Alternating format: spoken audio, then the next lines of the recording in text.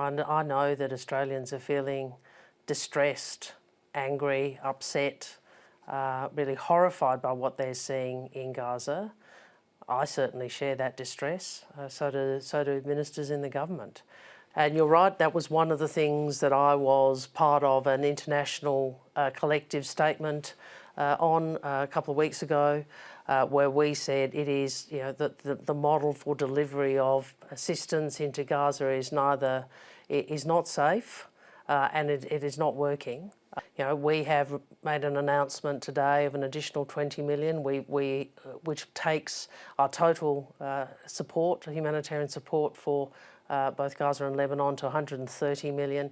We've chosen partners who have some capacity to get aid in, so the World Food Programme, the International Red Cross, the Jordanians who've been running field hospitals. We want to work to get aid in. But I would make this point, and I think I said this when we were in the press conference with the UK. I talked about, this isn't just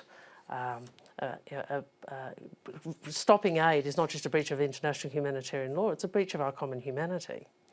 And it can't be countenanced. I think it is impossible to justify withholding aid from women and children. And I think you have seen across the Australian community people from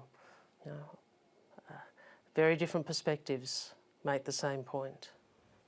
Well, you would have seen in the West Bank, in relation to settlements, that the Australian government, along with partners, have sanctioned two Israeli ministers for their role in the abuse of human rights of Palestinians. We have sanctioned those, we have sanctioned extremist settlers, and we have sanctioned entities which are associated. The reason for that is because we want to do what we can to preserve the possibility of a Palestinian state. We cannot stand by whilst the prospect of a Palestinian state is diminished on the ground by settlements and other statements.